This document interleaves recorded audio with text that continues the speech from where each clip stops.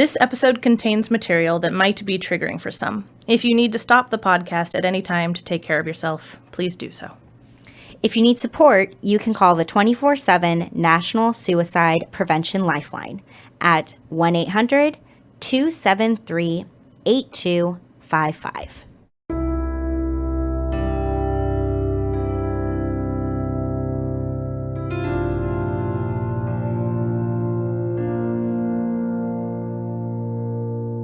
Dialectical behavior therapy was created in the 1980s by Marsha Linehan in Seattle, Washington. Today, DBT is taught all over the world. We're two therapists who believe everyone can benefit from DBT skills. I'm Kate. I'm Michelle. And this is DBT and Me. Hi, everybody. Hello. We are back for a monthly episode, and this will be our last one. For a while. Yeah. Yeah. Weird. I'm kind of sad. Yeah, this is our last time. Well, I don't want to say our last time recording before I officially go on maternity leave, because we have a bunch of Q&As to record for you guys. But yeah, this will definitely be our last monthly episode that we're releasing until, into the new year. This will be weird. I know we were talking about it, you and I, the other day, but I'll have to find other reasons, ways, and times to hang out with you. I know. Virtually or otherwise, because I've never had a cute baby for you to see. That's true. You'll have to probably keep me away with a stick. Yeah, that's true. If I wanted to keep you away, that's true. which I would not. So, but today for the topic that we're going to be talking about, this was suggested to us by a listener in the Facebook group. And essentially how Kate and I interpreted what this listener was wanting us to talk about, which we really liked, is kind of this idea of really noticing when it comes to your mental health, when you might be experiencing some signs that your mental health is starting to slip, or like little red flags that things might be getting worse for you before you get to this crisis place. Mm-hmm. Sure, sometimes in life, major things happen and we go from 0 to 60 with what we're feeling and what we're experiencing, and it's just a crisis immediately. Other times, depending, we may have weeks of things kind of slowly declining and getting worse, and then something explodes, or then a crisis hits. And we really wanted to talk about how you can maybe use some DBT stuff to better notice for yourself what your own warning signs are of like, ooh, my mental health is maybe not in the best place. Like, I'm not doing awful. I'm not in a pit of despair. I'm not, down a deep, dark rabbit hole yet. But how can I notice when things are in those early stages of getting worse? So then I can intervene early so that maybe things don't get there, is one way to think about it. Or just in general, just having more awareness of what those warning signs look like with your mental so maybe you health. can set up more support for yourself or other things. And I also, the only thing I would tweak is that I think this can be useful. I don't know. Everyone has their own definition of what crisis is. Totally. But like for myself, when I'll be talking about personal experiences for this episode, it'll be more things like, am I headed into a depressive episode, or am I headed into something that's not per se a crisis, yeah, but a real bad mental health spot. Yeah, something like that. So yep, totally. Yeah, and you bring up a good point, Kate, about how this is going to look different for everyone. Like for you, it airs more on the side of depression. For me, it would probably err a little more on the side of anxiety. Mm-hmm. And for other people, it could be mania or other dissociation or whatever, right? There's so many different things. And some of them might be crises, or some, we all also have our own definition. I suspect that some things that I would be like, this is bad, but not a crisis. Some other people are like, the fuck you say? Like, right. Yeah, exactly. Everyone has their own unique breaking point. Yes, their thresholds. When things feel really bad. Yeah, exactly. So how we're going to basically format this episode, we have come up with 4 different skills we're going to talk about. And we thought it would be helpful to kind of illustrate what we're really getting at. Each of us are going to share personally how we have maybe struggled with using that particular skill when we've been slipping with our mental health and what that's looked like for us. And then we'll talk about if there's any kind of strategies or things we recommend with using that skill so that you can either get yourself back on track sooner or try to keep yourself on track before things go off the rails. So yeah, we're just going to basically be having a discussion back and forth about each of these 4 things, but we'll be sharing quite a bit personally along the way. And hopefully some of what we share you guys can relate to. Yeah, resonates. Yeah. Oh, I like that word. Good word choice. Thanks. I think I get to start us off today. You do. In that regard. And so the first skill we're going to be talking about is please. Just see if I can rattle it off the top of my head. And I always get the 2 E's backwards. I'm never sure which one comes in what order. But either way, it's physical illness, like eating healthily, avoiding mind-altering substances, sleep, and exercise are what that acronym stands for. I don't think, Michelle, I'll ever get over the P and the L standing for physical illness. It makes me angry, but there we are. But so if I think about please and I think about my own mental health, the first thing that slips for me is sleep. And it looks, I don't know, this can look a lot of different ways for a lot of different people. A lot of people suffer from insomnia and other things like that with regards to their mental health. But for me, it's about avoidance. Like if I'm starting to get really depressed or actually really anxious, right? If something is just starting to really bubble up for me or intensify for me, a lot of what that shows up as is kind of dread about tomorrow. Always tomorrow feels heavy or anxious making or just too much. And so one of the ways that will manifest is that I will avoid going to sleep because after sleep, the next thing to happen is tomorrow. Tomorrow is the thing that comes after sleep. And so I will just start going to bed later and later and later, which is ridiculous for me personally, because I am not a night owl.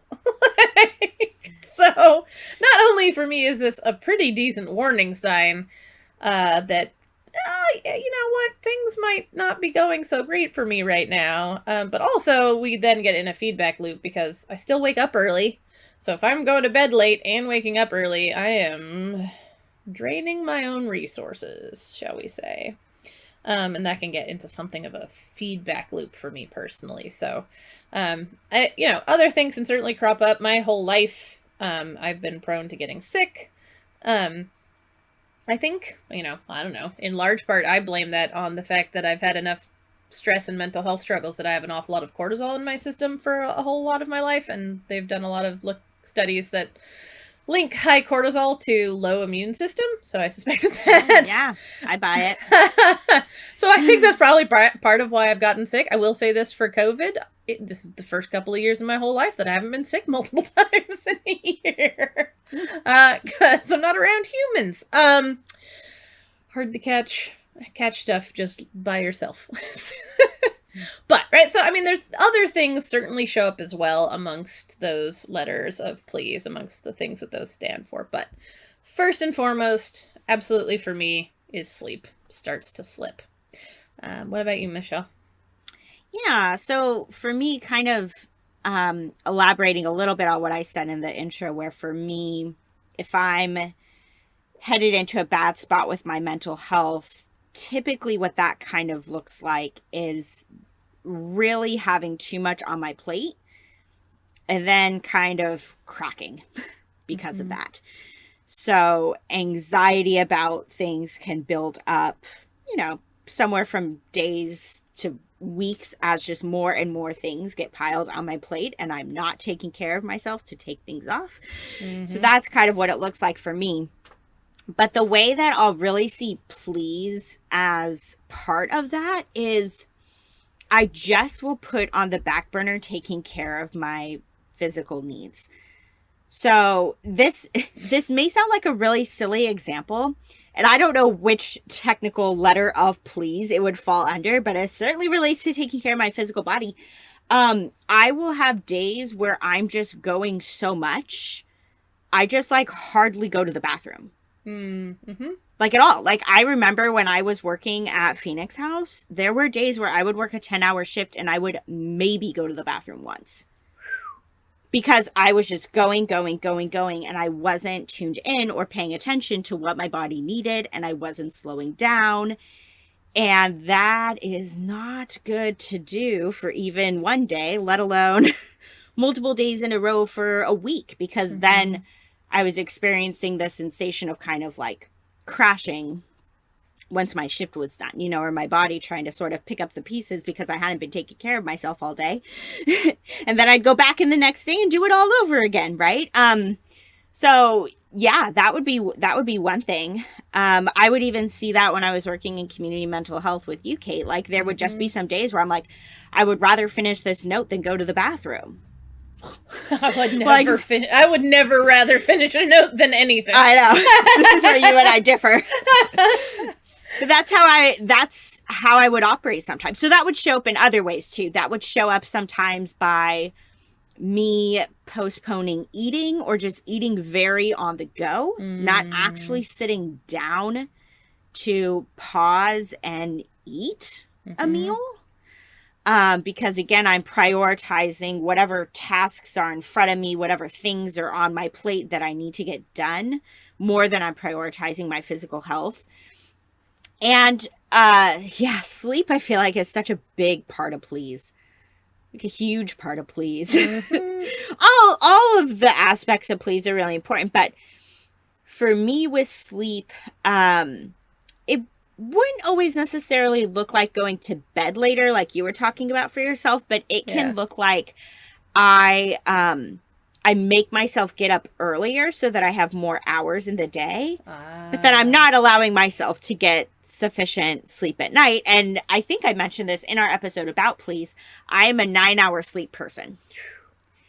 That is what I need. So if I'm like, oh, there's just so much to do, there's so much to manage, so I'll just make myself get up earlier, even if that means I'm only getting 6 hours. I've done that many times in my life. And all of these things do not actually help solve the problem, really. It just means I'm running on less fuel. Yup. Ultimately. Like, sure, I may be checking things off whatever to-do list I have in front of me at the time to get done, but that's not doing anything good for my mental health. I was going to say, but at what cost, sort of? Exactly, at what cost? So, like, that's kind of how I've seen it show up for me, is I put all the stuff from please really in the background because I'm so focused on whatever thing is in front of me that I feel like I have to do. And that's how the anxiety is kind of surfacing there. That makes sense to me. It's funny, hearing you talk about that, I suspect that talking about mindfulness later will also come up for that, because you're probably not being very mindful a lot of these your go body. together. Yep, interconnected. And the only reason I was chuckling when you were talking about your 9-hour sleep thing is because, and this is thankfully not actually average for me, but I had a terrible night's sleep last night, so I actually only got 5 hours of sleep last night. Yeah. So I was like, 9. Oh my God, that sounds nice. Yeah, and I don't always get it every night. Oh, I'm right? sure. In all fairness, but yes, that's my ideal. I like it. So, if you might have noticed, for both Michelle and I, there's sort of an experience of what slips first. And that's what I would suggest to you, dear listeners, when you're thinking about this, is just think about each of the component elements of please. And, you know, if you look back at your history with your own mental health struggles, can you notice, like, what maybe gives first for you? Like, Michelle, do you start skipping your basic needs, essentially? Like me, do you start putting off tomorrow, which is a thing that can't literally be done, but you can sure as shit try? Right? Do you know, I know some people lose their appetite, and so they just completely stop eating when they're stressed enough. I know, right? A lot of people, you know, especially in America, I think, I don't know, can't speak for everywhere else, but alcohol use can often go way high up, along with other drugs, but alcohol is the most socially acceptable form of self-medicating in our culture. And so that can go, right? So just think about it for yourself and look back at your own story. And see if there's an indicator here, right? We're all different, and maybe you just march on ahead with your awesome please skills right through your mental health crisis. But I would say in my experience with clients, that's rare. I'd say for most people, when your mental health goes sufficiently off the rails, shit and please starts to go downhill. So I feel pretty confident that there's something here for everybody to be able to notice in themselves. Yep. Well, we say this a lot. It's like, even when overall our mental health is in a pretty good state, how many of us are truly checking all of the boxes of please every single day? Right? Like, no one I know. We're just not, right? It's a lot to keep up with consistently. Yes. So yeah, right, exactly.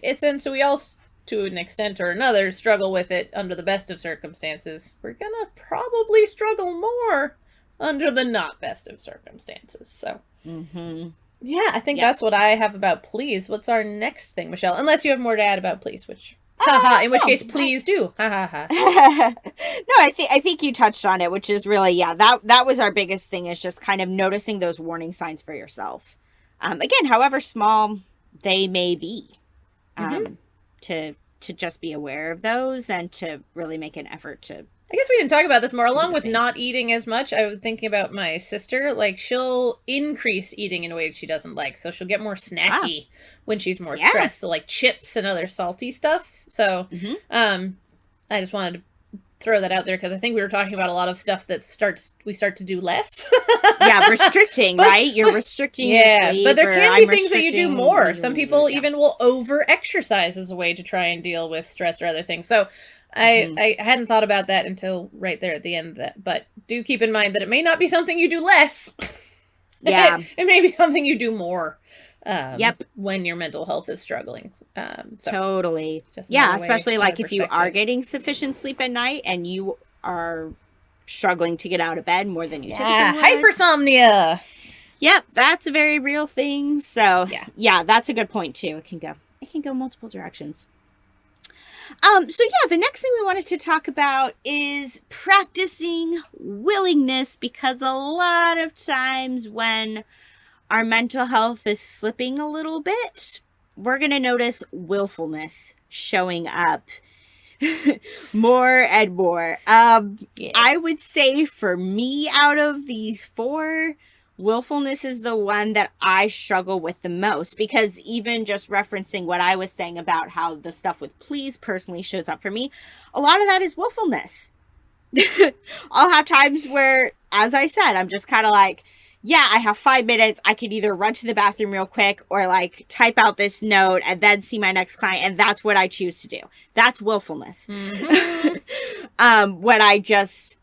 I'm refusing to kind of do the thing that I know is good for me because I'm getting so single-mindedly focused on something else. So I see it show up that way for me a lot. Another way that I see it show up, and maybe people can relate to this, I was doing a focusing session. This was probably a couple months ago. And sometimes what happens when I'm doing the focusing work that I've talked about here and there on the podcast is I'll get what we call in the focusing world, we call it a felt sense. Basically, a felt sense is that you get this really strong, sometimes hard to pinpoint or put into words, feeling about what you're experiencing. For me, if I'm getting a really strong felt sense, it will often show up as like a clear image or metaphor or that kind of a thing of like, oh, it feels like when this happens. Oh, that's what this is like. And for myself, I'm just generally in my life, I tend to be a pretty busy person. I can really easily overschedule myself and not even realize or think about it. And when I did this focusing session, I had it happen a couple times where I had my schedule for my day laid out, and then something would happen. Something would get canceled, or something would get added on that I wasn't anticipating. And then I would find myself just completely stressed out and overwhelmed. And my reasonable brain knew, like, this is not that big of a deal that now I need to call this person back, or now I need to do this other thing. It's not that big of a deal, but my emotion mind was like freaking the fuck out any little time that something was being changed in my schedule. And I felt super willful about it. And just like upset and frustrated. And I realized that for me, how it felt was like, you know, when you make a stack of the wooden blocks when you're playing Jenga. Mm-hmm. And it felt for me like in my life, I build these stacks of Jenga blocks and I build this perfect tower. It's great. And then what it felt like for me is that something comes along and it pokes out one of the wooden blocks, and then the whole tower kind of shakes. And so it doesn't take much, right? One or two things poke out one of the blocks and then the whole tower collapses. And that's what this was feeling like for me when things would come up in my life that I wasn't anticipating or planning for. And bringing this all back to willfulness, if I was in a headspace of being more willing, these things wouldn't probably feel like a big deal.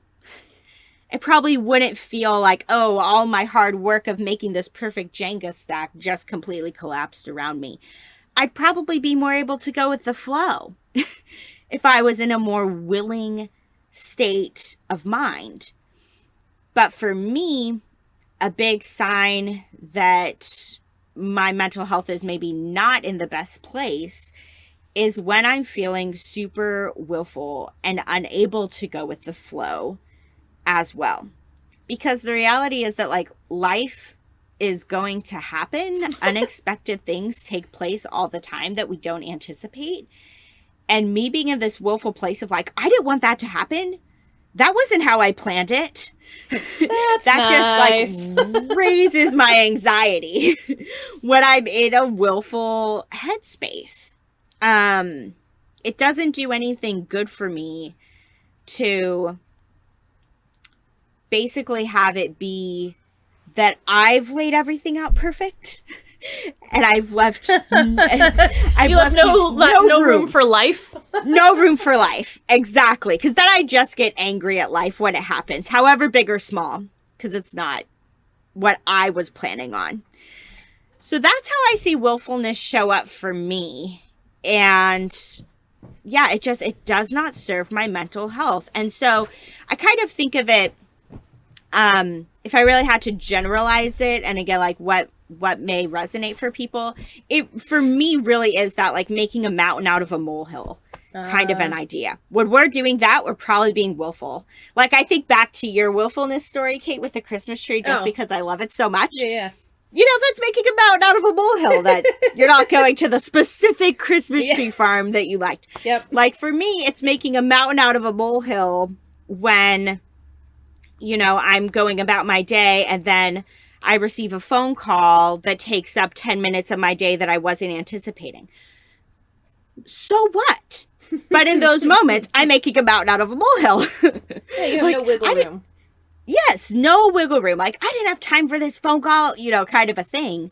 It just, it doesn't serve us. So, yeah, that's my stuff with willfulness and how it impacts my mental health. But I like that. I will say, not really related, other than I just had to go let in the Prince of Cats into the room, which I was thinking, like, man, it's unfortunately we can't be like cats, because have you noticed that cats go through the world pretty fucking willfully?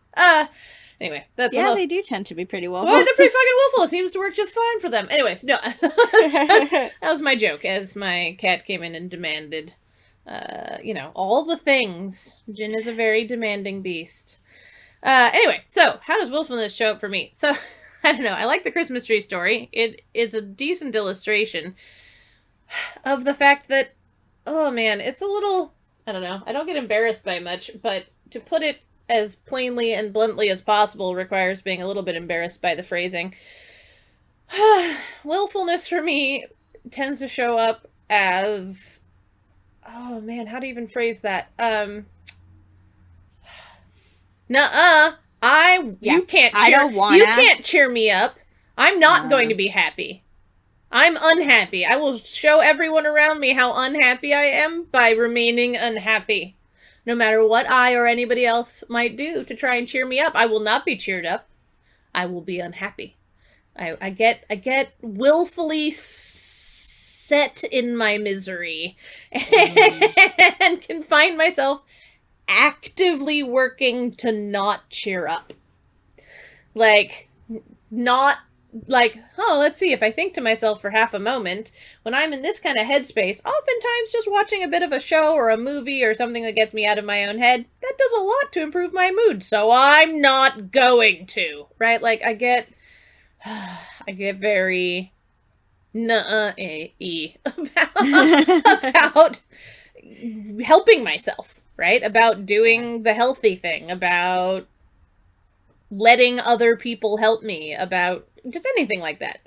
The most probably extreme version of that, which is definitely not as much in the warning sign category like we're mostly talking about, but like I think I've mentioned this before in other episodes, but it shows up for me especially around self-harm. Because it's not like I don't know that self-harm is bad for me. Like, that was not that hasn't been a secret for a long time, right? I've known that self-harm was not the healthy, rational choice for dealing with my issues, for a long time. And for a long time after that, I still did it. Not as often, but I would get into that same sort of place of having an urge to self-harm. Part of me saying quite clearly, well, like, sure, but don't do that. That's unhealthy. That's bad for you. Do something else.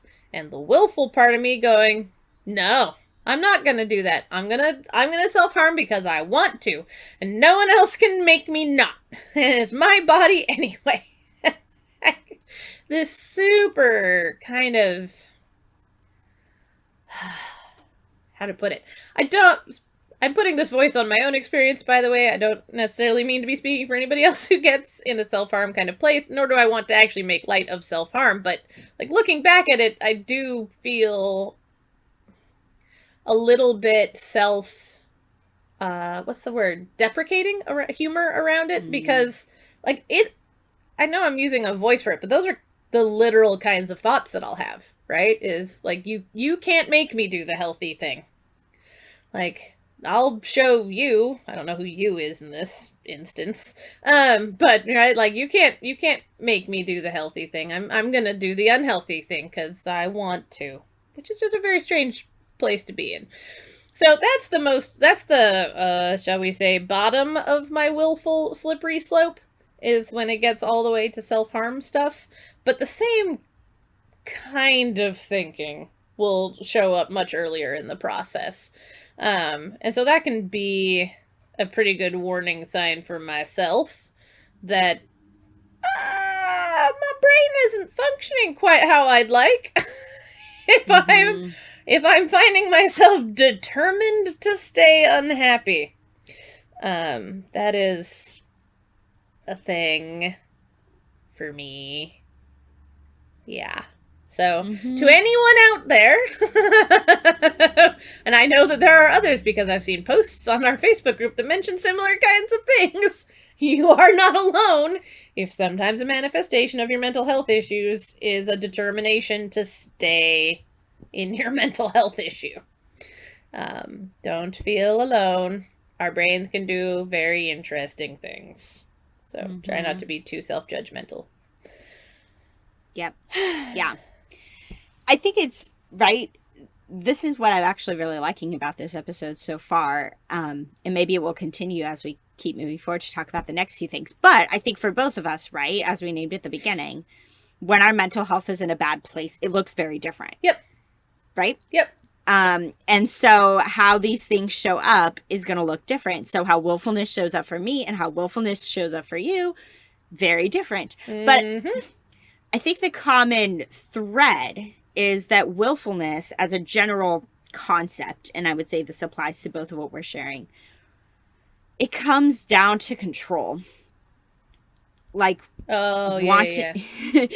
know, it's wanting to control either like what's going on around us or wanting to feel like we're in control of ourselves in some way. And it's like we cling to that and we don't want to let it go.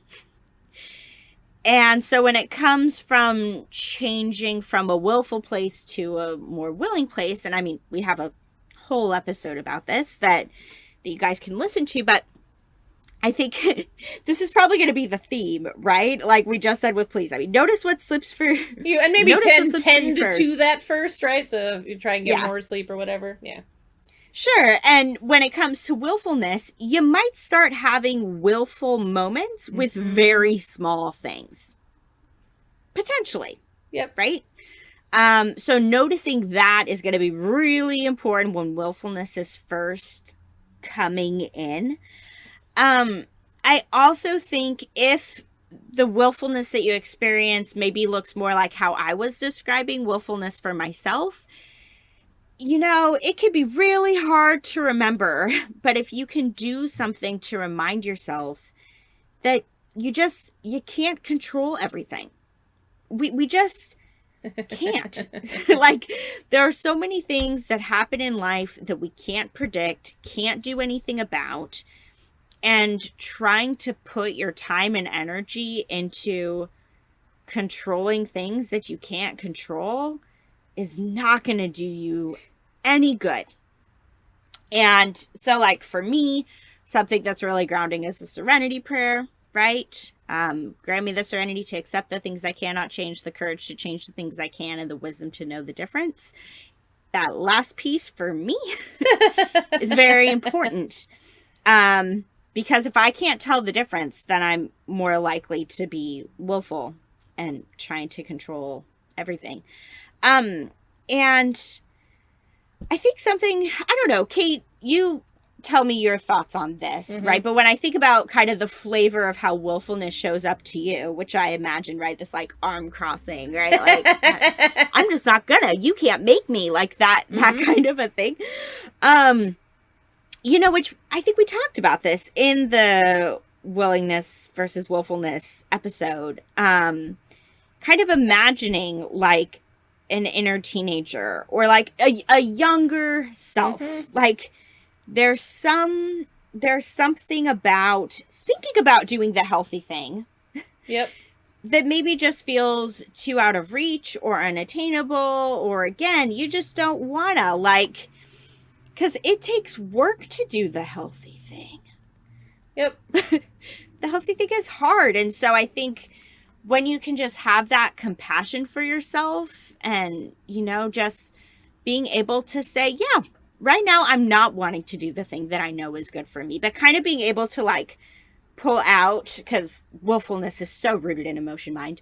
Like, again, being able to kind of get a little out of the emotion mind place and just trying to bring in that, like, I don't know. And I really think of it as like bringing in wise mind here as like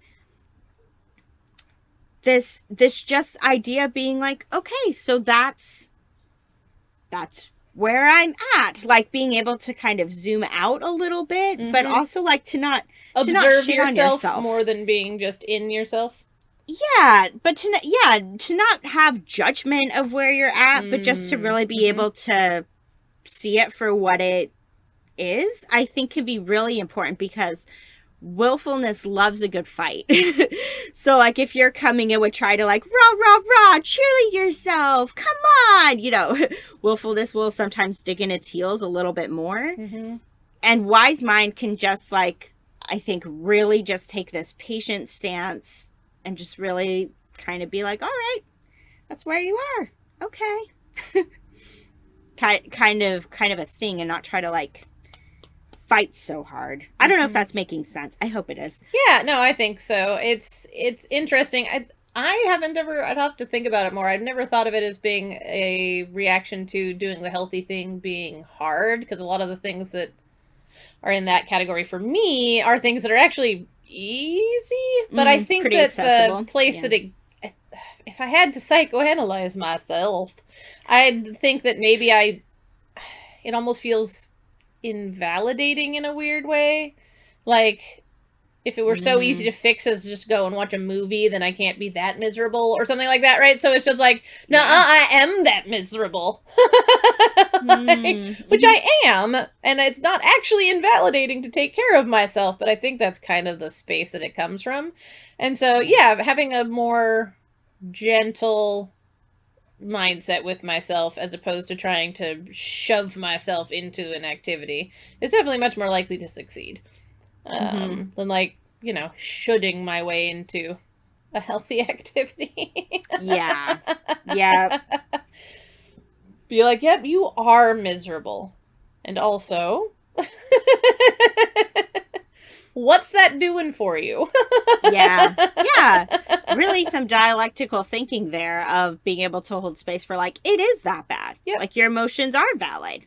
That you are feeling this down. About whatever it is. And you can still take care of yourself and have other people see and recognize that you are having that hard of a time. Oh, God, Jen, what are you doing? Don't unplug my headphones. Gosh, cats, people, let me just say. I think that, I don't know, I think it will continue, and I do love how differently, you and I are, and since you and I are that different, we just have to extrapolate that a lot of people are going to be that different. With regards to this. Yeah. So I think that brings us all the way up to our third thing. Yep. Which is when we were first discussing this episode and how we wanted to lay it out and the different things we wanted to discuss, I had to actually stretch my brain to go past mindfulness. Because when I think about, like, how do you catch that something is coming up for you mental health wise, my first answer is mindfulness. So I'll go more into that where I talk about actual strategies for using it, but it's my relationship with mindfulness gets complicated, as I'm sure a lot of people's do, around mental health stuff. I currently and most of the time have a daily meditation practice along with other sort of more, the doing anything, anytime kind of mindfulness stuff. But the most routine is that I have a daily meditation practice. And I don't always notice what it's doing for me until I stop doing it. In its presence, it just feels like, well, yep, life is happening. That's nice. I'm meditating. I guess that's also nice. Like, cool. But once I stop, I can notice how much worse things are. And along with sleep and some of the other stuff that we've been talking about, my mindfulness practices are one of the things that will slip. I will talk about this more in the fourth thing too, right? Which is a lot of the times, I don't know, broadly speaking, since I've struggled with mental health since I was a child, I'm a lot more practiced at being mentally ill than I am at being mentally healthy, if we want to look at it in those terms. And so, over years of personal work and therapy and all this other stuff, I've built a bunch of scaffolding sort of around my mental health to help support me, one of them being that meditation practice or other mindfulness practices. But because those are all newer behaviors in my life, not new by any means at this point, but newer by a long shot, those are often the first things to go when my mental health starts slipping. Like, the exact things that help my mental health are the first things that go when my mental health starts to decline, despite the scaffolding, which certainly still happens.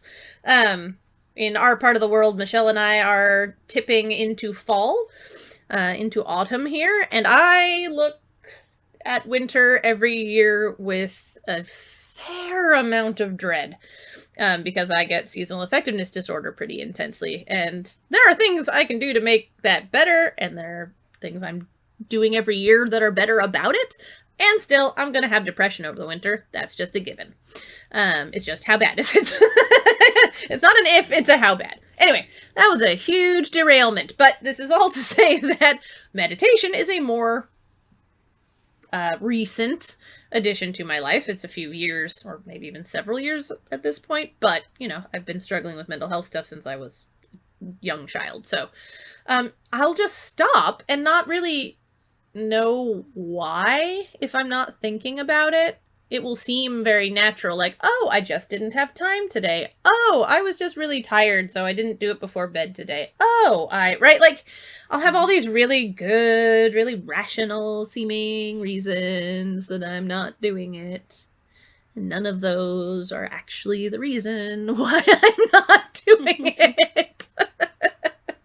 And so, you know, these are things that I love talking about this in this episode, actually, Michelle, because these are things that I'm also learning over the last few years. Like, some of them up to within the last 2 years or so, right? Are some of these like, oh, okay. Like, now that my mental health issues aren't so just constantly at this same awful level, you know, now that there's more of a sort of sine wave to things, it's a newer skill also for me to be able to notice when I start to tip into a trough for my own mental health. And my mindfulness practice is one of the first things to go.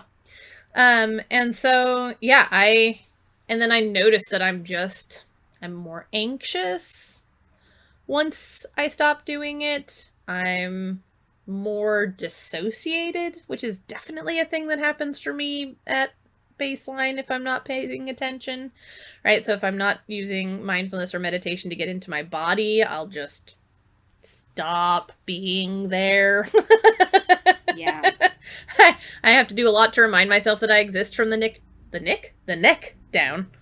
Right. So I could go on too long about all the different ways that mindfulness, being present, can do a huge amount to help you have warnings about what might be about to happen for you mentally. And a lot of those are ones that if I'm being fully transparent, are things I understand better intellectually than by practice. I'm still getting better. I'm getting better. I hope to someday achieve good at utilizing them myself. Because it's still somewhat of a new talent for me, but I can definitely notice when I'm not doing it, which is one of the best motivators for me to maintain that practice and to notice, oh, hey, this is slipping. That means something.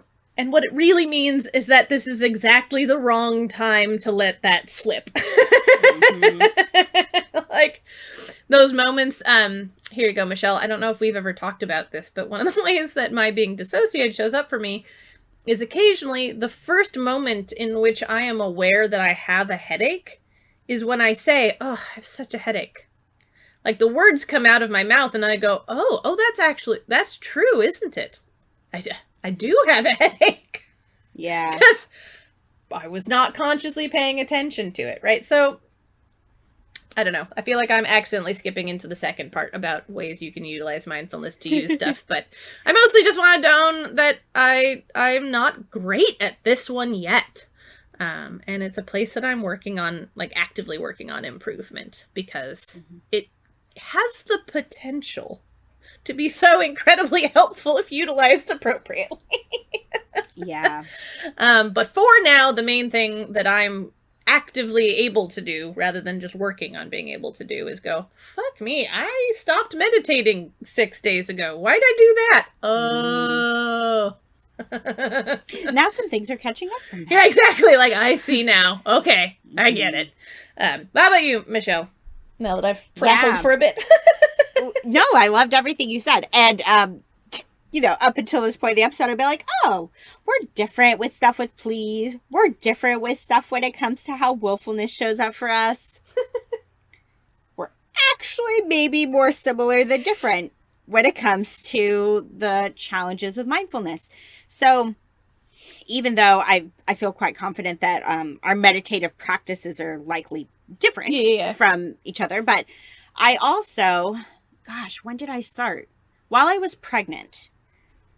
So not, years and years ago, like a few months ago, I committed to doing a morning meditation, right? So it is a formal meditation practice. I light some candles, I close my eyes, and the whole process that I go through takes about 30 minutes or so. And doing that every morning. And ideally, I do it first thing when I get out of bed. Like, I get up, I go to the bathroom, and then I meditate. Like, I don't look at my phone, don't do anything else. Some days that's more challenging than others. I had a few days where, especially with being pregnant, like, I used to get out my yoga mat and sit on the ground. And that's just become a little more uncomfortable. And so I was just doing it in bed. I was like, I'm just going to lay here and do my meditation. And I would find myself drifting back off to sleep. And I've had to play around with it over these months to figure out and adapt it to where am I at and what's going to work for me now. But exactly like how you were saying, Kate, I have missed some days. Not a lot of days, but I will just notice for myself that I'll use the term willful again, feel a little more willful with doing my morning meditation. Like, I don't want to do it this morning. Like, what good is this really doing me? Like, what impact am I really seeing from this? I'll get, more kind of results oriented, or I just will find it harder to see the benefit of it.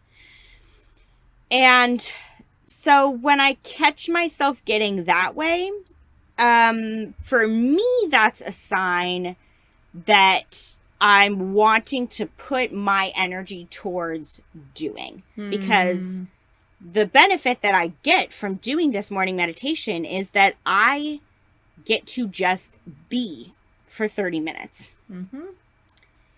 Being is very difficult for me. That's a hard thing. So when I'm in this mindset of like, I don't really want to do it. Well, what am I thinking I'd rather do instead? Oh, probably start getting to work on the to-do list I have for that day, huh? So yeah, I have this awareness that deep down it's good for me, but sometimes that can be an early sign for myself that my mental health isn't in the best place if I'm resentful or frustrated with doing my morning meditation. So I'll see it show up that way for me. Another struggle that I'll have with mindfulness, I'm sure we talked about this in at least one of the mindfulness episodes, but one way that mindfulness can look is being in a state of flow. So doing an activity where you are solely focused on that thing that you're doing. You are really participating with it, and you're just in it. And it's like the rest of the world falls away. Now, I certainly have some activities in my life that will normally bring out that state of flow for me. If I'm doing puzzles, if I'm reading a really, interesting, like engrossing book, some of the shows that I watch, I can feel like I get pretty lost in the show, or like I'm really in it, really concentrated and focused on it. If I'm doing some of those things and I find my mind wandering, oftentimes for me, wandering towards what needs to get done tomorrow. Or, just starting to really think about other things. That's maybe a sign that I'm starting to eke into a place of anxiety, because there's this, I don't even know if I would call it an expression or a saying, because it's not really, just kind of this, I don't know what in the mental health world, but it kind of says that depression is more focused on the past and anxiety is more focused on the future. By and large, there's quite a bit of truth to that. And so I'm likely in a better spot with my mental health if I'm able to feel fully present with the activity that I'm doing right then, and I'm doing it in a more mindful way. And if my brain keeps being pulled in all these different directions, and if I'm finding it hard to be in this state of flow, or, if I'm just doing things like looking at my phone a lot or feeling really restless while I'm doing things that normally I can do pretty mindfully, that's a sign of something brewing for me. So I'll see it show up that way too. Just harder to be mindful, harder to be in the present. Yep. That makes a lot of sense, especially with anxiety. I feel like, I don't know, both, well, maybe not especially. I was going to say just different flavors of it, maybe. Anxiety and depression both can do a lot of making us live in the future. Anxiety, I think, in a like, oh God, what next and what to do and how to what. Trying like to manage the future. Right, the sort of frantic kind of way. And depression, I think, in the, this will be this way forever. Nothing will ever change. Reaches into the past too. You've always felt this way.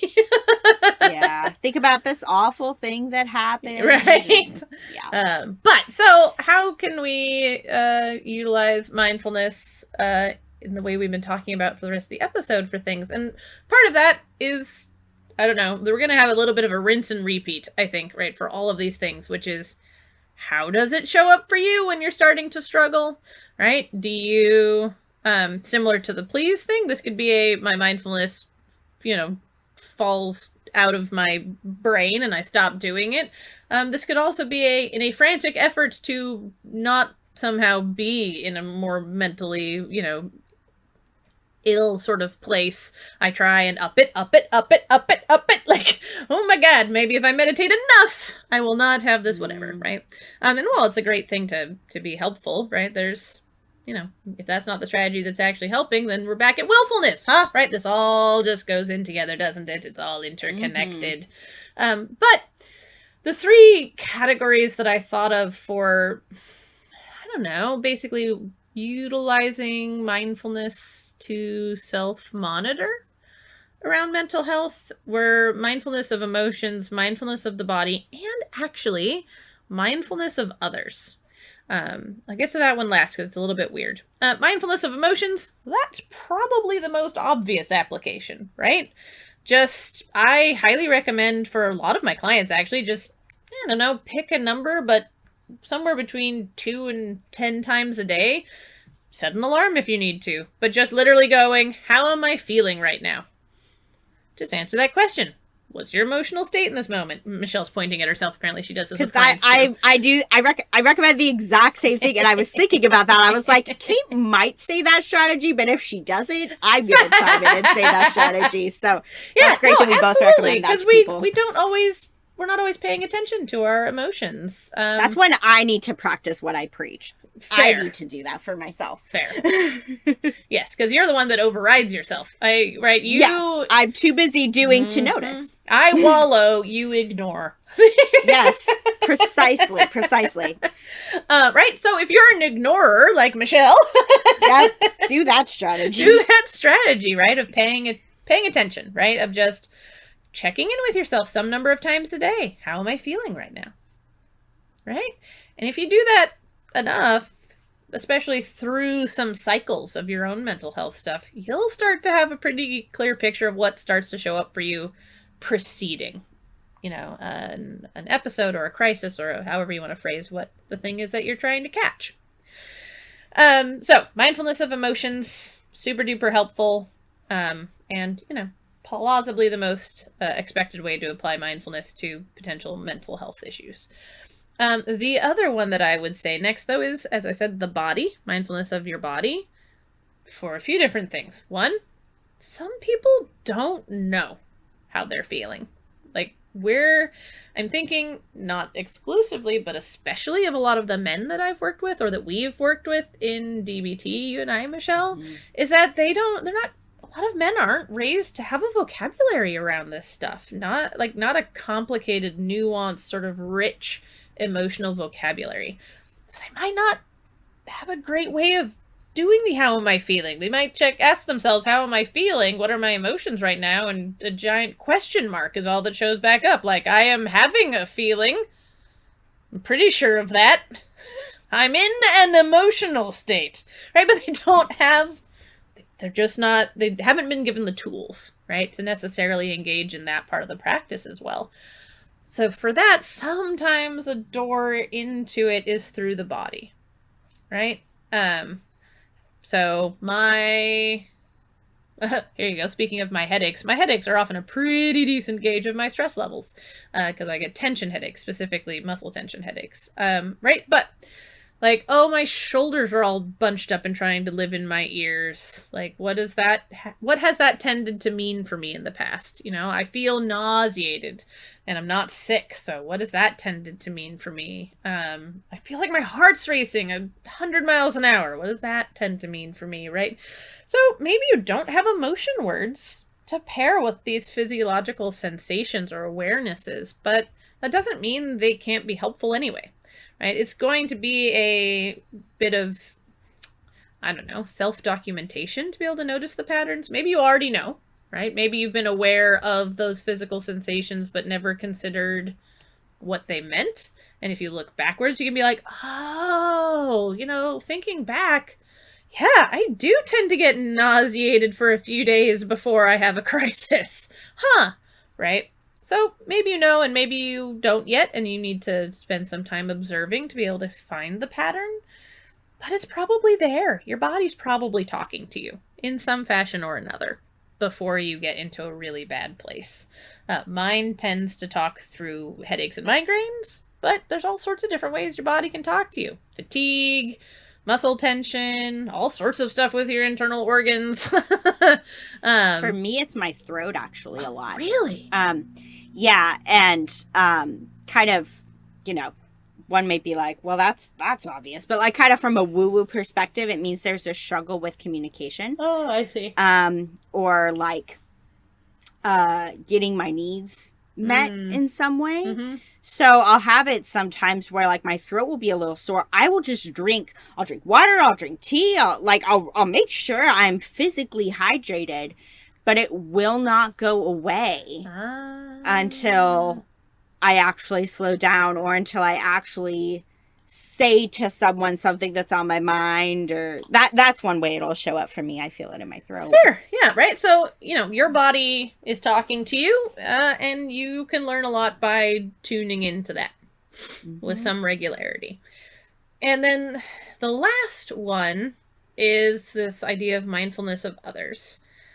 So this has definitely shown up for me some, but I guess I think of this as a bit of a scale to the thing that's like closest to you to furthest away from you. So mindfulness of others is obviously the thing that's most divorced from your actual just internal lived experience.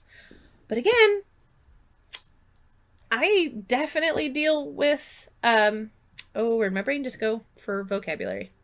Dissociation. There we go.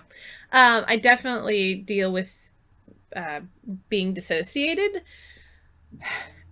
Some people have that a lot worse than I do, though, right? Like serious dissociation. So they don't know what their body is saying. They can try and check in, but they don't necessarily have an easy time overcoming that dissociation to be able to hear their body or to be able to hear their emotions. So then potentially a good place to turn, if you're somebody in that category, is do you have trusted others in your life? People with whom you're intimate enough that they might start to notice things that are going on for you. And this can show up a bunch of different ways. This can be, you know, if you think back about it, like before I go into, you know, this kind of spiral, if I really pay attention, it seems like my partner is just like, gets really, I don't know, so many different ways. It could be my partner gets really standoffish, like they're almost nervous or afraid of being around me. Or it could look like my partner just gets really solicitous all of a sudden, like way more helpful than normal, or way more like, you know, trying to take care of me, or maybe it's like they're walking on eggshells around me, or, right? Like, so there can be just this observation. It could also be something where you talk with somebody, right? If you have a trusted other and you're like, I don't always know when I am starting down the slip and slide into depression. Like, do you notice things that change about me before I get depressed? And find out. Maybe they're like, yeah, I do. Right? Like, you stop eating, or like they might notice some of the stuff above that we've been talking about, right? Different changes in your behavior, different changes in your body language or your tone of voice or whatever, right? Some of us are great at hiding stuff. A lot of us aren't.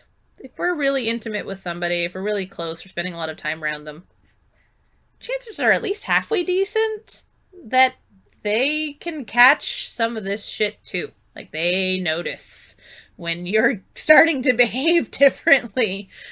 So this can be a sort of mindfulness that's just observational on your part, or this could be mindfulness as a way to remember to check in with other people.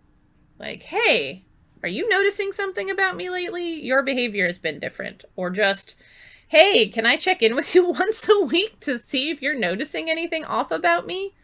Right? Stuff like that. So mindfulness of emotions, mindfulness of the body, and mindfulness of others, I think, can all be really good doorways into catching stuff before it necessarily gets full bore.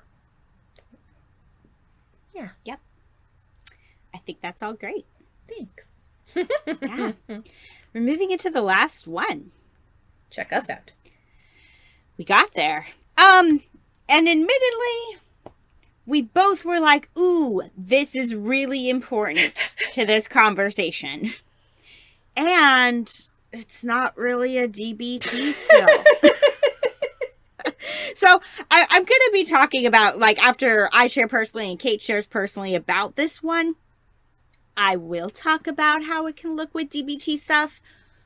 But we really couldn't think of what DBT skill to put it under. But we thought it would be important to talk about the importance of just having a daily routine. So for any of you out there who have struggled with substance abuse and have worked on your sobriety, this is one of the key things that is recommended to establishing and maintaining sobriety, is that you have a routine for yourself. Sometimes that routine is very structured at the beginning, right? Where kind of almost every hour of your day, you have something that you're doing, because idle time can leave you more open to relapsing. So this is really strongly recommended within the realm of substance abuse, but there can be so many benefits to having a daily routine when it comes to just mental health stuff as well, about how you can maintain and keep your mental health in a good place. So that's why we're talking about I know, I'm like, you're already on the third point, Michelle. I am a little bit. I will talk about some specific strategies though when we get there. Especially for people who are like, routine, I don't even know where the fuck to start with that. Like, I'll talk about where to start with Fair that. enough. But that's kind of the premise behind it. So for me, I am a very routine-oriented person. It's just my personality. I like having structure. I like having predictability. If any of you have ever done the Myers-Briggs type indicator assessment, I am a J on that assessment, which stands for judger, and it doesn't mean judgmental, but it means that you're a person who just likes more organization and routine, compared to somebody who's a perceiver who likes to be a little more go with the flow. Yes. Yeah. So for me, what happens here if my mental health is again slipping, to use a word that we've been using, what happens to my routine? Well, I keep coming back to the willfulness stuff because I will try to cling to it a lot of the time, or I will become even more routine oriented. My calendar will be more busy, and that's a sign that I need to really watch out for how much I am putting on my plate. Sometimes I won't realize it in the moment. That's my pregnancy brain. I'll just be saying yes to things. Yes, I could do that. Yes, I could do this. Yes, I'll fit it in here and there and blah, blah, blah, blah, blah. And then before I know it, I've left no spare time. Like we were talking about with willfulness, it's really important that I have some spare time for life to happen. Yeah. Jinx. So that's important. And when I'm doing that, a lot of times what will simultaneously happen is that I've just added a bunch of things into my life. And so my schedule is very full. And then what can happen is that the things that I like to do for me as part of my daily routine, those get pushed aside. So this actually ties back into what I was saying about mindfulness. This is when, even though I like my morning meditation, I'm aware that it's good for me, this is when I may find it harder to want to do it. Gotcha. To want to do those things that I typically do as part of my daily routine. Because I've put so many other things on my calendar. So it really is kind of this, for me, it's trying to find this balanced place where I'm attending to the things that need to be attended to, right? Those things that come up to go on my schedule. But I'm also making sure that I'm making space and time for me. And those often feel in competition with each other when it comes to having a daily routine. So yeah, I'll often just find myself scheduled every moment of every day. Ugh. And then I'm not scheduling necessarily things that I enjoy. I'm not making the time for things that I want to do, the things that are good for me. I'm just doing the have to do sort of things. This is another place where we're more alike. Yeah? Yeah. Okay, then. So yeah, I think that's how it mostly shows up for me, is like I will be very busy, but it's not any kind of routine that I like. And that's a sign that if I keep that up for too long, I'm not going to be doing well. Fair enough. Yeah. So, I mean, it's a little bit different for me because I don't get more routinized. It does become less of a routine, but it does echo what you were saying around I stopped doing the things that are for me in my routine. Yeah. Because a lot of the stuff, I think, was it the last one or the time before that I was talking about building a lot of scaffolding around my own mental health? Especially since COVID started, actually, I've gotten like really much better about this, but like I have a morning kind of routine that's just a self-care routine. It's like not an anything else routine. It's just a self-care routine. And I have a bit of that also at night. And those will vanish into the ether. Not like wholesale, because that would be pretty clear, and even I'm paying enough attention to notice if I went from doing them all one day to doing none of them the next day. It's not you're not slipping, you've slipped. Yeah, maybe by that jumped point. Yeah. At that point, left from the cliff. But instead it's piece by piece. Right? Like, normally, one of the things I do, some of you might have gone through, I don't remember what it's called, but anyway, if anyone knows what morning pages are, you know what I'm talking about. Anyway, I will generally journal 3 pages every morning. That's part of that self-care routine in the mornings. That will go. Then any kind of recreation time, because oftentimes I like to have time to do like reading or other kind of like those kinds of self-care activities. That will go. Stretching or stuff for like my body in that sense, exercise, movement, stretching, that will go, right? And sort of piece by piece, the scaffolding that I've built around my mental health. There you go. Almost like your Jenga tower, right? One bit will be removed, then another piece will be removed, and then another piece will be removed until collapse. And so that's That's often how it shows up for me. And the thing that it gets replaced with is one of two things. Very often, it's kind of like what you were reflecting, Michelle, is I just lean really heavy into what has to get done. Mm-hmm. Right? Like, yeah, sure, my morning routine is great and important and all, but I have to do these chores. These chores have to get done. And so those have to take priority over my mental health, as though the house not getting swept this morning. Yep, that's more important than not getting clinically depressed. Sure, brain. Right? Like, my brain is not always accurate in its priority making.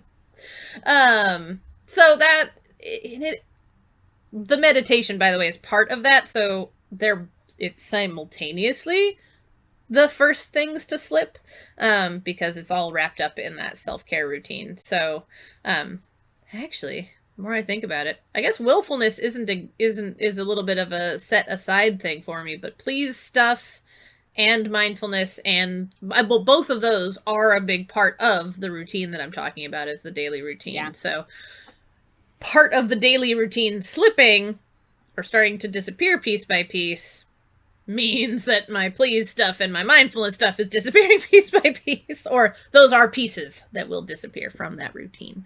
And I'm getting better at noticing that.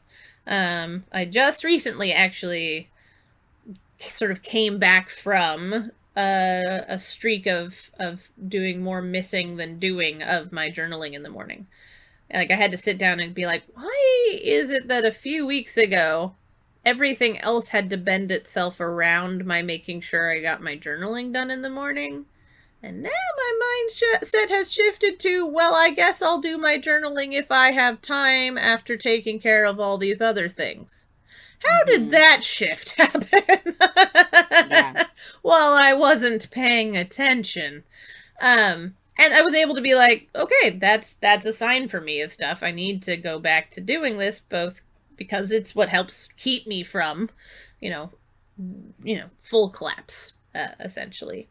And so, yeah, that's how that shows up for me, is not an on-off switch, but definitely a piece by piece by piece kind of thing. Which I'm getting a little bit better at noticing which pieces go first, so I can catch it a little bit more early. A little bit more early? A little bit earlier. There you go. I can speak it. So yeah, I think that's probably that for me, more or less. I'm also a routinized person. I don't know. I'm less of it when I'm living with others. I thought this might make you laugh a little bit, Michelle. There was a time when I was just out of college, I guess, where Chris, who was my boyfriend at the time, was working out of town, basically 5 days a week, and home on the weekends.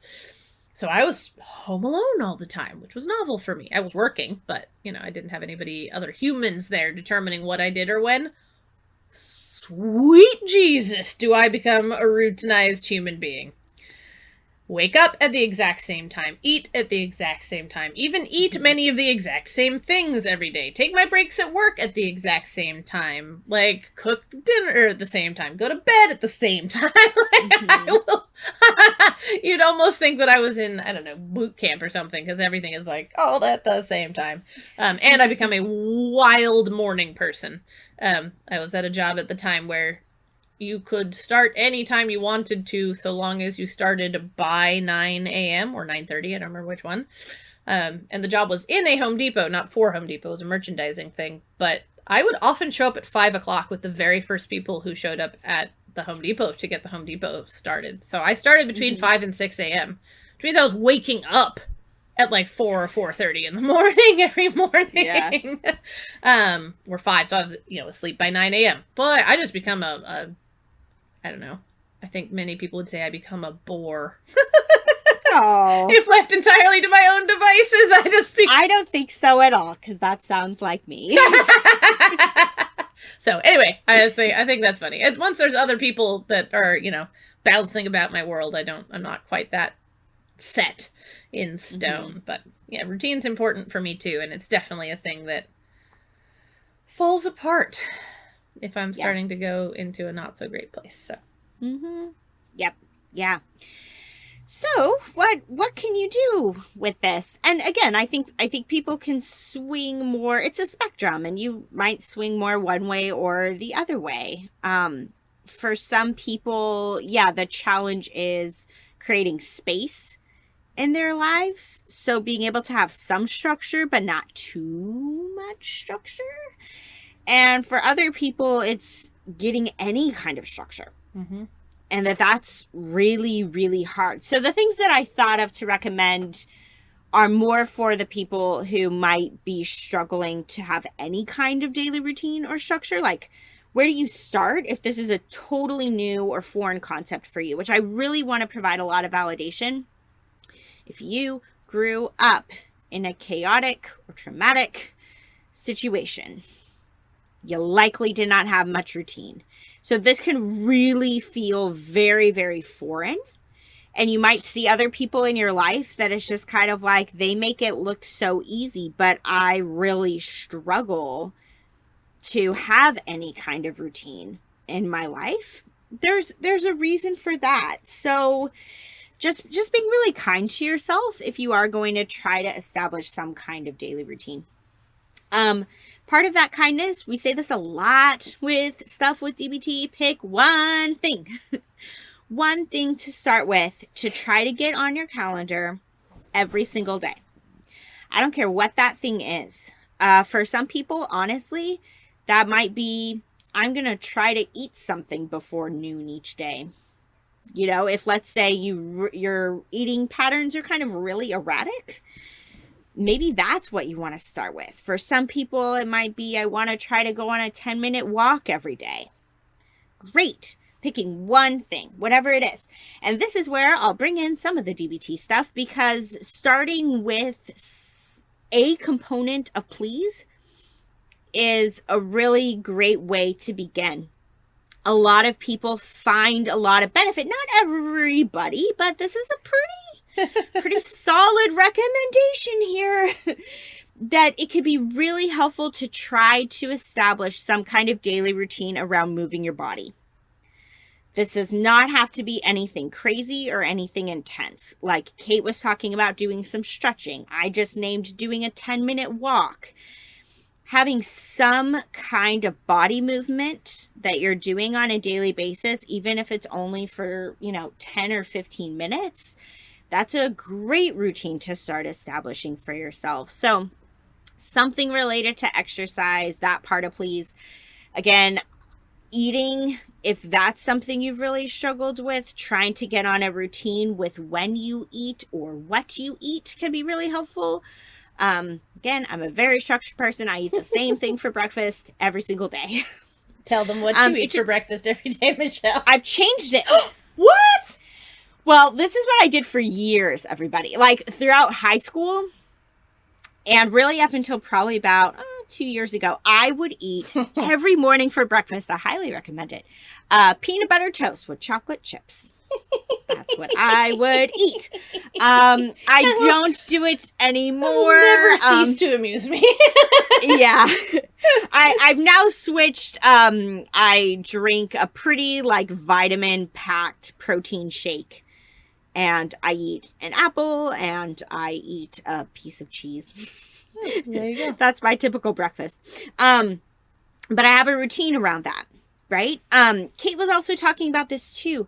Having a morning routine or a nighttime routine. You may not even realize that you have certain routines in your life.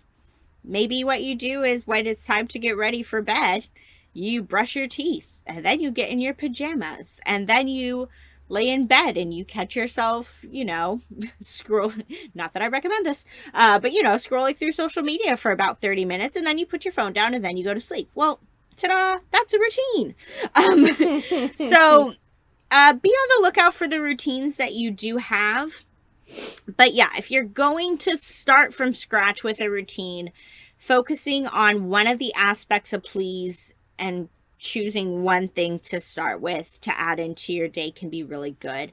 The other thing that can be really helpful when it comes to routine, especially when we're talking about routines more or less specifically for this purpose of you want to establish something that's sort of a home base for you, so that when life is throwing curveballs your way and there's a high potential for your mental health to decline, you have this is like an anchor. Whatever your routine is can really be something that you hopefully maintain even through a pretty bad storm, if we want to put it like that.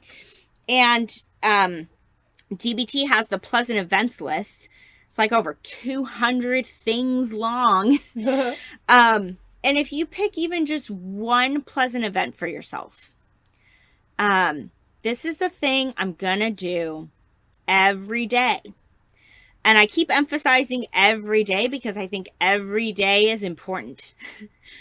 Regardless of whether you're working, regardless of what else might be going on. I mean, weekly routines are good too, like something you do once a week, but really finding something that you're doing on a daily basis, there's a lot of benefit to that just in terms of grounding you. And so picking a pleasant event, and you don't have to spend too much time on this because, again, life is busy. Life is crazy. You may have a lot of things like Kate and I were talking about, like those have to things, right? Mm-hmm. I have to do this. I have to do that.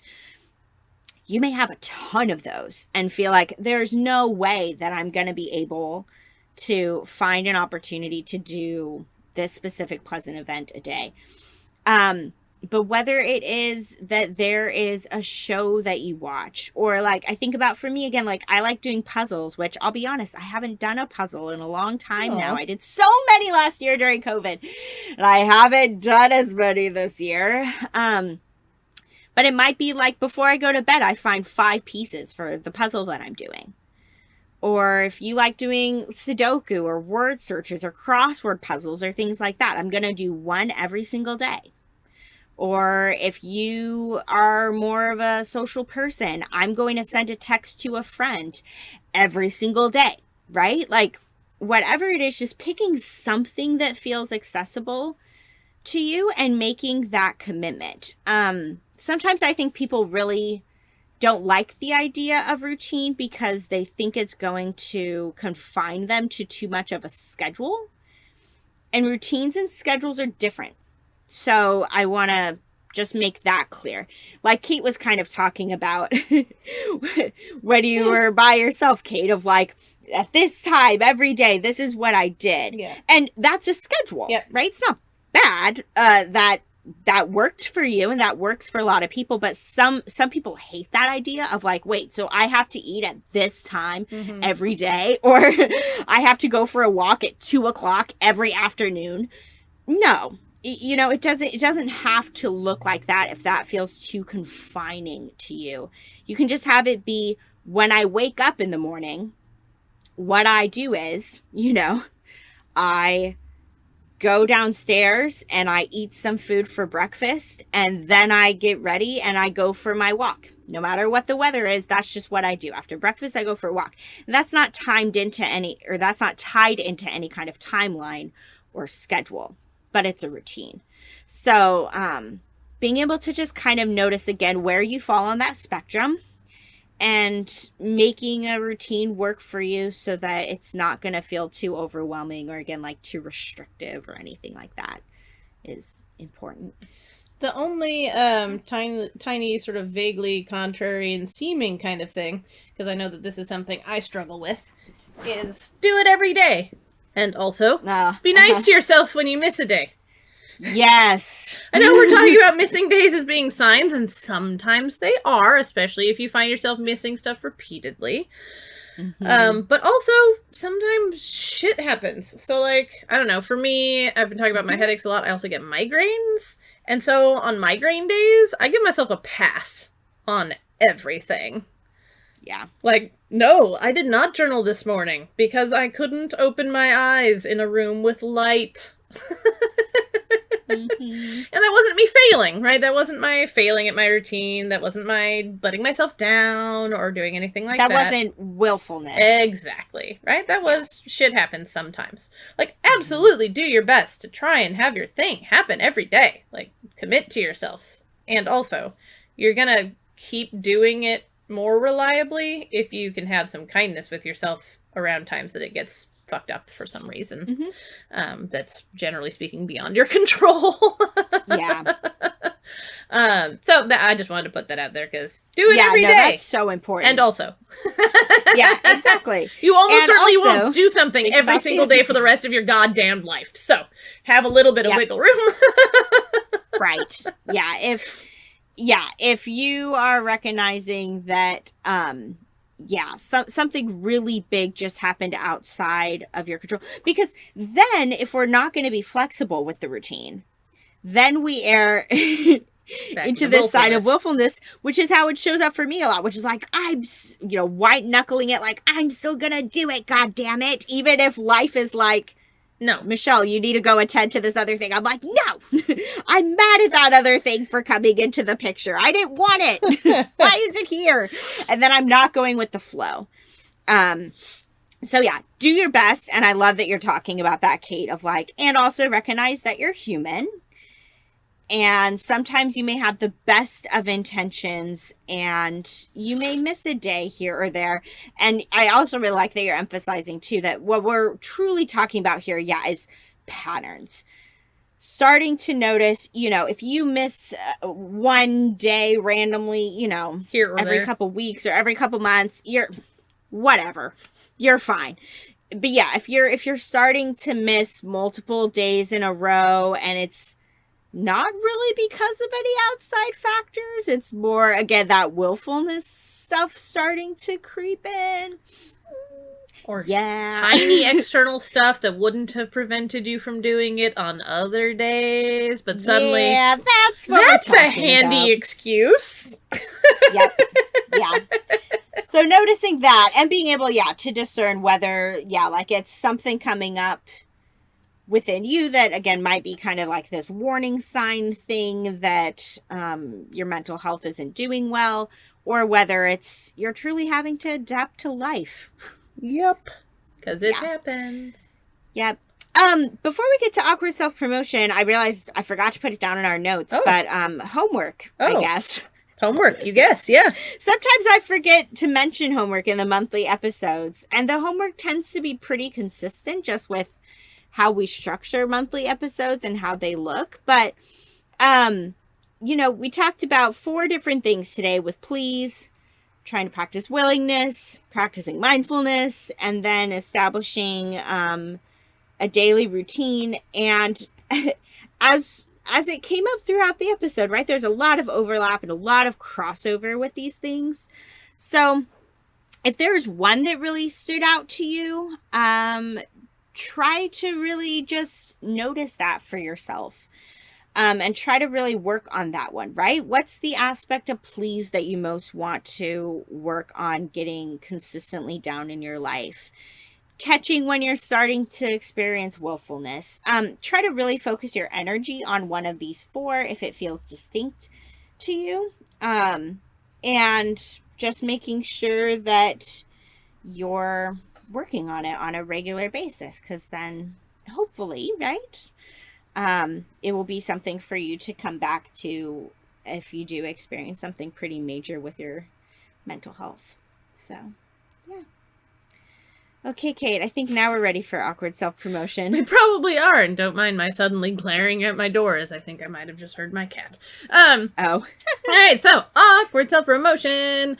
Starting out with a shout-out. We have not 1 but 2 new Patreon people to shout out, so big thank you to Dee Dee and Alex. Thank you both. Yep, much appreciation. You help make this possible. Thank you. And if you would like to join Dee Dee and Alex and sign on to be a Patreon of the podcast, you can do that at patreon.com/dbtandme. Give us a rate and review on Apple Podcasts if that's where you listen to us. Please, please, even though I know we're not going to be doing monthly episodes for a while, we still want to hear from you, and I will definitely still be getting back to people through the email, so don't stop sending us emails, dbtandmepodcast@gmail.com. And last but certainly not least, if you want to hear more of Michelle and I, especially the backlog, because she's just as pregnant in the other podcast, you can listen to The Couch and the Chair. We have several episodes for you to listen to, and there will be more to come once Michelle's off of maternity leave. So all of that, awkward self-promotion. Yeah. Okay, I think that brings us to closing moment. Also, pardon to anyone who might be able to hear a purring cat, or if he does anything to make sound, because the podcast, what are they even called? Mascot. There you go. The podcast mascot, my cat Jin, has decided he must be in here for the closing moment. So there you go. Okay, so as per usual, we're going to start by just getting into a comfortable position, whatever that means for you today. You could be sitting, standing, laying down, walking about, whatever feels good and right for you in the moment. And if you're safe and feel comfortable doing so, I invite you to go ahead and close your eyes. As per usual, we're going to begin by just tuning into our breath. You don't have to breathe any more slowly or any more deeply than you are naturally. And it's just about paying attention. Just about really focusing in on the rhythms and the sensations of your breath and letting them welcome you into your body and into the present moment. So for today, I'd love for you to take a moment and think back to the last time that your mental health really took a downward turn. You know, this is going to be unique to each of you, depending on what your particular mental health struggle might be or look like. This could be everything from depression and anxiety to particular flare-ups of symptoms for things like borderline personality disorder. This could be manic episodes. This could be bouts of derealization or dissociation, whatever it is for you. Take a moment and remember the last time that really happened for you. Or maybe even you're in the middle of it right now. In which case, either way, think back to not just the last episode of your mental health issues, but to before that. Depending on how quickly you might find yourself going into one of these mental health issues, this might be the hours or days beforehand, or this could be all the way up to and including weeks before you actually knew that you were having whatever your mental health struggle was. So take some time, think back, and we're going to go through each of the 4 skills or lenses, and I want you to try and apply that to yourself in your own memory. So to begin with, consider please. Thinking back to those hours, days, or weeks before your last or current mental health issue or episode. Do you notice anything about please that slipped? Maybe even you can think of this as a pattern. Do you know that this is something that slipped for you repeatedly in the past? But either way, focusing mostly on the last time this came up for you. Did you find yourself ignoring whatever health issues you might have? Did you stop taking medications or doing other things you might need to treat an illness or an ongoing chronic health problem? Right? Did your eating become unhealthy, either eating too much or too little or the wrong foods for you? Were you suddenly increasing your use of drugs and mind-altering substances? Did your sleep go off the rails by having too much or too little? And how were you with moving your body? Did you start or stop or do too much or too little? Just taking a moment and looking through that lens at those days or weeks before. Is there anything you notice? If so, put a pin in that for you to remember later. Let that go on your list of things that might be warning signs for you that your mental health is about to change. Next, applying the idea of willfulness. For you, did this show up more like Michelle was talking about today, in you willfully clinging to how things ought to be, how you want them to be, not making space or not being able to adjust to life when life was happening? Or perhaps did willfulness show up for you more like it has for me in the past, with you just finding yourself determined to remain as unhappy as you are? Or does it show up for you in some entirely different way? However that might be for you, just looking to see if that unwillingness to bend, to adjust, to meet the moment where it is, to do what's effective. How, if at all, did that show up for you as you started to move towards this crisis or mental health episode? Next, just consider the lens of mindfulness. If you have a set mindfulness or meditation practice, did that alter in any way? If you have something that you're normally aware of in yourself, in your emotions or your body, did that shift? Either did it shift as in, did you notice something shifting in yourself? Or did it shift as in your ability to notice changed? Maybe even applying the idea of mindfulness of others. Did your friend or boss or coworker or partner or family member start behaving differently, or start asking you more often if you were okay, or maybe even postulating that you weren't? Just considering if any of that is a way to maybe notice that something is shifting for you. Last but certainly not least, applying the lens of routine. Do you already have one?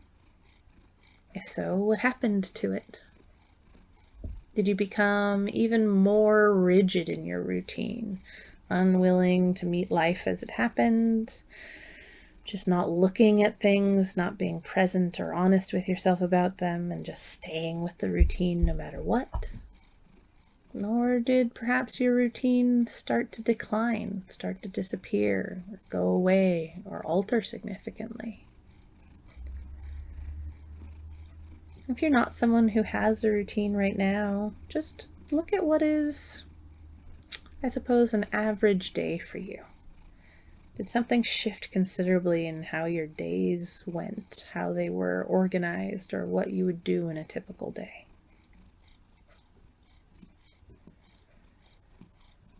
Whatever it is for you, everyone listening is going to have their own unique experience in these things. Maybe one or more of these lenses reveal nothing for you.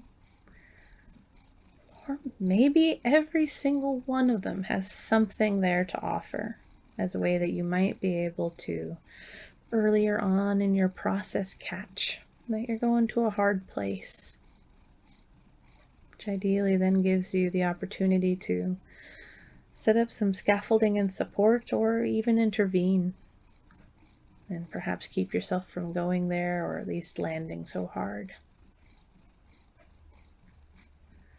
Whatever you discovered here and today, just try and carry it out with you. Try and remember it as a gauge for yourself moving forward. Now go ahead and take 2 or 3 slow, deep breaths. Put down, put away, or let go of that memory of the last time that you were having some really strong mental health issues, and try and come back into the present. And do this by noticing your body, maybe by moving or stretching as well. Just coming into the present moment. And whenever you're ready, you can go ahead and close your eyes. Close your eyes. Open your eyes. Thanks so much, everyone. Thanks, everybody. To learn more about us and the DBT skills we're teaching each week, join our Facebook group. Simply log in to your